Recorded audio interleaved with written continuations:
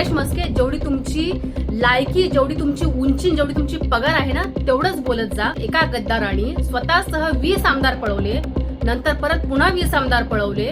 विधान परिषदेच्या आमदारकीच्या मुद्द्यावरून राज्यातील राजकारण पुन्हा तापताना दिसतंय।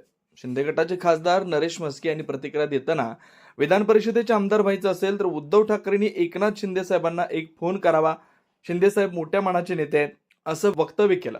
मस्के यांच्या या वक्तव्यावर शिवसेनेकडून तात्काळ पलटवार करण्यात आला।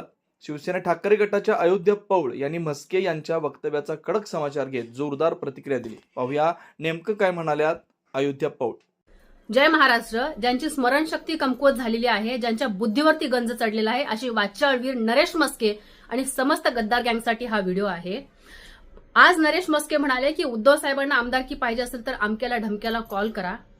खरं तर मला समस्त महाराष्ट्राला एक आठवण करून द्यायची आहे की जेव्हा ज्या ताटात खाल्लं त्याच ताटात वोकाऱ्या करत जून 2022 रोजी एका गद्दारांनी स्वतःसह 20 आमदार पळवले, नंतर परत पुन्हा 20 आमदार पळवले। तेव्हा उद्धव साहेबांनी कोणाला फोन केला नाही, उद्धव साहेबांनी कोणाकडे काही मागितलं नाही। उद्धव साहेब मागणारे नाहीत तर देणारे आहेत। उद्धव साहेबांनी कोणालाही फोन केला नाही। उद्धव साहेबांनी तात्काळ जनतेच्या समोर येऊन सांगितलं की मी राजीनामा देतोय आणि त्याच दिवशी लगेच उद्धव साहेबांनी आपल्या मुख्यमंत्री पदाचा राजीनामा दिला। नरेश मस्के, जेवढी तुमची लायकी, जेवढी तुमची उंची, जेवढी तुमची पगार आहे ना, तेवढंच बोलत जा।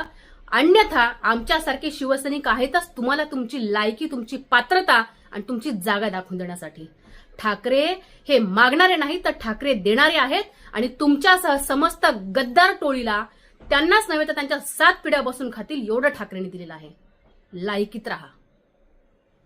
जय महाराष्ट्र। तुम्ही पाहत आहात विस्टा न्यूज मराठी।